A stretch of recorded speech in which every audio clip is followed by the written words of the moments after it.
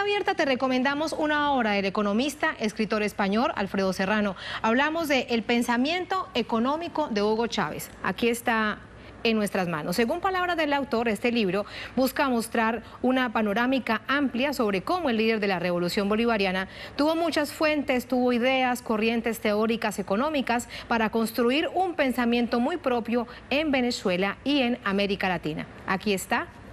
Pensamiento económico de Hugo Chávez y Alfredo también aquí a nuestro lado. Alfredo, buenos días, ¿cómo está? Buenos días, gracias por la invitación. Gracias.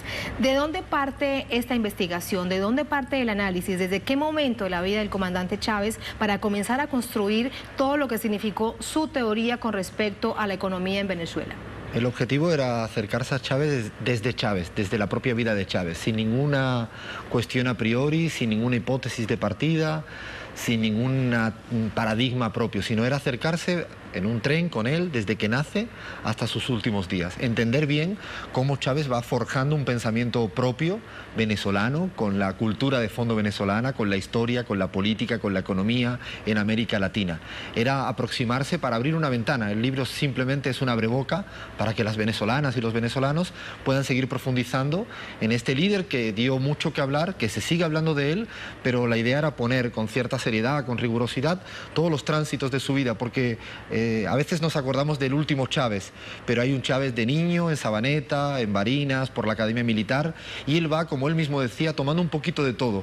Yo planteo un poco como que es un alquimista que va agarrando un poquito de su etapa inicial, de la época militar, de su lucha contra el neoliberalismo, y así construye algo muy sui generis, que hoy en día es la centralidad de la política en Venezuela. Desde el punto de vista de la rigurosidad teórica y académica, ¿hacia qué modelo de los tantos que puede haber en el mundo se habría acercado el comandante Chávez?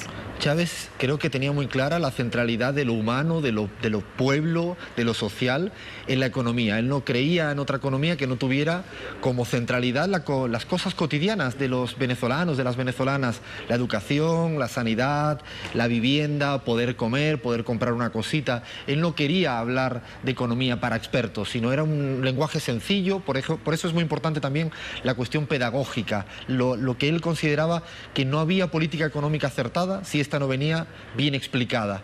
Pero cuando digo bien explicada era para que la mayoría la entendiera, no para que un conjunto de expertos, tecnócratas, tuvieran la receta perfecta. Él decía que era el pueblo el que tenía que entender por qué se tomaba una medida u otra. Y luego va transitando de una manera muy interesante. Él pasa de decir cómo salir de este laberinto neoliberal, como una suerte de alergia reactiva contra el neoliberalismo, pero pasa a construir en positivo el socialismo bolivariano.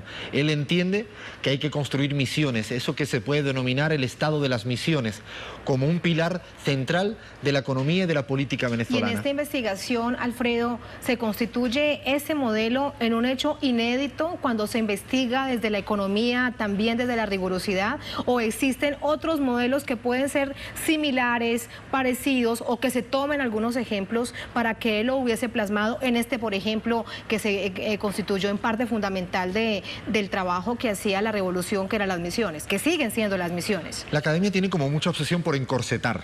Y creo que Chávez era absolutamente incorsetable, si es que vale el término. Él utilizaba las misiones haciendo algo muy sui generis. No se dejaba atrapar. Pero para nada. De hecho, lo bueno que creo que tenía es que no había estudiado en ninguna facultad de esta hegemonía en materia económica. Él sabía utilizar las misiones, sabía actualizar el pensamiento de Bolívar, entendiendo que las revoluciones adentro pasan por revoluciones afuera.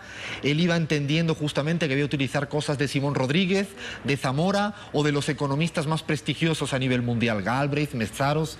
Era la capacidad que él tenía justamente además de un Chávez muy lector, que a veces es confundido o ha sido demonizado como si Chávez fuera alguien simplemente ingenioso. No, Chávez leyó mucho y justamente construyó ese pensamiento económico político a partir de lecturas, pero muy virtuoso, porque sabía poner siempre en el cóctel lo mejor de cada uno. Por eso él va cogiendo temas de Gramsci, de Marx, pero también de autores que no eran socialistas, y por eso construye un pensamiento económico propio. Yo me atrevería a decir que hay una identidad económica y política propia que es el chavismo en Venezuela. ¿Será por eso que por fuera estos grandes consorcios económicos, hablamos entre otras cosas del Fondo Monetario Internacional, no entienden lo que pasa en Venezuela. No entienden porque ellos están acostumbrados a darte una receta y tú te tienes que asumir la receta. Se acoge esa receta. Claro, si Chávez, primero el diagnóstico lo hacía Venezuela desde Venezuela. Primera cosa es que el diagnóstico es propio, desde una epísteme propio. Y lo segundo es que no había una receta única, no había pensamiento único. Justamente Chávez sabía decir, misiones ahora, ya. Y así resolvió el tema de la deuda social heredada. O en momentos muy puntuales se atrevió a plantear un nuevo paradigma de las alianzas geopolíticas, geoeconómicas, sin pasar ni pedir permiso al norte. De hecho, yo siempre rescato que la fortaleza que tiene y que no entiende desde el norte es que hoy en día el estado de las misiones es innegociable en Venezuela. Y ellos no lo entienden porque saben que el estado del bienestar europeo le tiene que pedir permiso al capital. Cuando la cosa va mal, la mayoría social se empobrece. Acá no, acá puede haber un momento complicado, sin embargo la inversión social está por encima del 60%. Eso es lo que no se entiende o no se quiere entender desde el norte. Lo que no se quiere entender. Y en este contexto, sin duda que debemos hablar de esto, la situación de lucha contra la guerra económica. ¿Cuál es el legado del comandante Chávez para un momento como el que vive Venezuela, cuando se está luchando, se está tratando de acabar con esta situación tan complicada los últimos meses del 2014 y primeros del 2015? Creo que Chávez, en el plan de la patria, en el golpe de timón, su última etapa, él visualiza que hay otra disputa que dar. Hay una década que se ha ganado, una primera década en el chavismo, que es la década de plata, según el propio Chávez, y ahora se debería transitar a una década de oro. Y él entiende que está en otro momento histórico, por eso él utiliza mucho un término del metabolismo. Hay que ver cómo combatir con el capitalismo en esta casa socialista. Él se da cuenta que si bien se ha avanzado mucho, todavía queda por ver cómo combatir, cómo luchar, cómo afrontar esa guerra económica, porque el capitalismo ha sido un inquilino que se ha quedado dentro de la casa socialista, y por eso él hablaba de decir, la disputa hoy en día en Venezuela está en la renta petrolera, pero en destino, en los bolsillos de los venezolanos, en el estado de las misiones. Ya se ganó la primera guerra económica, que era cuando PDVSA se reapropia de la renta petrolera a favor del pueblo venezolano, pero hoy en día el capitalismo está intentando, a través de la inflación, la especulación, ciertos desabastecimientos en algunos bienes puntuales. Él entiende, Chávez entiende que en la nueva etapa, hacia la década de oro, ese salto adelante que él siempre pedía, justamente la disputa está en la renta petrolera en destino, y el rentismo importador, esta burguesía importadora que existe en Venezuela y en toda América Latina, es de la manera que el capitalismo busca apropiarse de la renta otra vez. El capitalismo es un inquilino insaciable que nunca se va. Y Chávez tenía clara que en esta nueva época, en esta etapa... Arraigado. Él, aunque le digas vete ya, él dice yo me quedo en casa. Y él busca la manera de reapropiarse de la renta, de la ganancia máxima. Por eso Chávez tiene muy claro que en el plan de la patria, en el golpe de timón, tiene que volver a hacer la gran revolución productiva como gran desafío estratégico para que la revolución sea irreversible. Y desde allí es donde se plantea ahora todo ese trabajo desde la producción, desde las bases, con por ejemplo el tema de las zonas francas, parte de allí entonces y se va avanzando hacia allá. De hecho, el sacudón que plantea el presidente Nicolás Maduro es hilvanar con el golpe de timón y el plan de la patria. El sacudón del presidente Nicolás Maduro deja muy claro que el horizonte es la gran revolución productiva, las nuevas áreas de desarrollos especiales, pero cuando se habla de revolución productiva, no solo es producir diferente, sino también es democratizar el aparato productivo, que las comunas, los pequeños, los medianos productores se incorporen a producir cada vez más eficaz con una concepción socialista. No solo es producir copiando, pegando recetas del norte, sino es produciendo desde una concepción distinta, de un paradigma distinto. Y un paradigma. Hablando del libro El pensamiento económico de Hugo Chávez, aquí lo tenemos de nuevo para todos quienes se unen a esta hora a nuestra señal en América Latina y el mundo, con Alfredo Serrano, analista económico y escritor. Alfredo, es un libro que puede leer cualquier persona que desee acercarse a este pensamiento económico del comandante Chávez. Le pregunto, porque hay quienes dirán, no, pero es que los temas económicos son muy complicados, eso es muy difícil, yo de esto no, mejor no me le mido a leerlo porque no lo voy a entender. Yo pensé en casi cada apartado en mi padre y en mi madre, que no son economistas. Y quería que ellos lo entendieran y querías que ellos se sintieran atraídos y atrapados por la economía. Yo creo que justamente haciéndole este guiño, este respeto al presidente Chávez, la cuestión pedagógica... ¿Y ellos fueron sus primeros lectores? Sí, de hecho siguen leyéndolo porque el libro es largo. Sí, sí, es un libro... Pero siguen leyéndolo y me siguen criticando, riéndose, comentando y divirtiéndose en algunos aspectos y entendiendo sobre todo también a Venezuela desde afuera, que era también uno de los objetivos del libro. A veces dejar de leer cierta prensa hegemónica económica para entender que aquí ha habido un abecedario de objetivos positivos con esta época ganada, este cambio de época, este sentido común nuevo que surge en Venezuela y en buena parte de América Latina. ¿Y cómo ha sido recibido en el exterior cuando usted se encuentra con esos lectores con respecto al libro que le dicen? Creo que en los lugares donde ya ha salido publicado, tanto en España, Ecuador, ahora sale en Argentina, creo que por ahora la gente está muy interesada en entender más el chavismo en materia económica en este momento de coyuntura. El libro no está pensado como un apagafuegos ni como algo muy de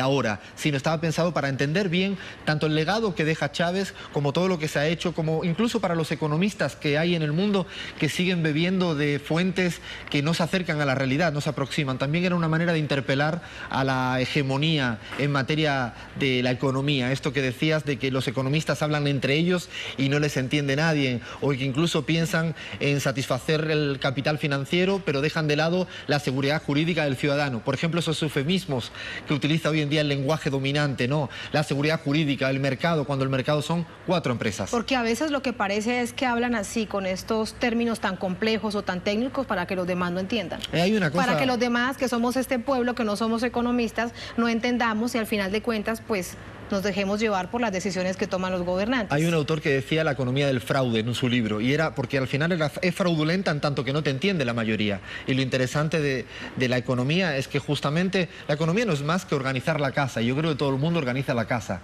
A veces la casa es tu hogar, a veces es un municipio, un estado, una región. Cuando te vas con un grupo de amigos, esa es la economía. ¿Cómo organizas las cosas? ¿Qué quieres hacer? ¿Quién se queda con qué?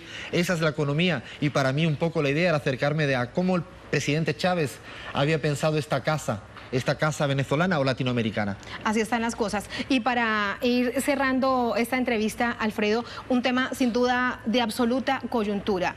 ¿Cómo va esta lucha contra la guerra económica? No es solamente el tema de desabastecimiento de ciertos productos de la canasta básica que están muy distantes de aguantar hambre, como se dice por fuera, pero sí falta, por ejemplo, la harina pan, que es un producto que necesita el venezolano como una tradición de comer arepa, por ejemplo, que es un punto fundamental. Pero también el tema del acaparamiento y el tema del contrabando de extracción en las fronteras. Son situaciones bastante, y las ha planteado el propio gobierno venezolano, que requieren estrategias profundas, estrategias que son complejas, interrelacionadas con muchos sectores. ¿Cómo ve usted este proceso? Yo creo que en este momento hay grandes fortalezas y también hay desafíos estratégicos planteados por el propio Ejecutivo. Las fortalezas son claras y son las misiones, una tasa de desempleo por debajo del 6%, que cuando uno lo cuenta afuera parece que no se cree que haya tanto empleo en este país. Y eso es lo que es el verdadero colchón de seguridad de la mayoría social venezolana. Eso, las misiones y esas cuestiones te permite justamente afrontar momentos complejos como este,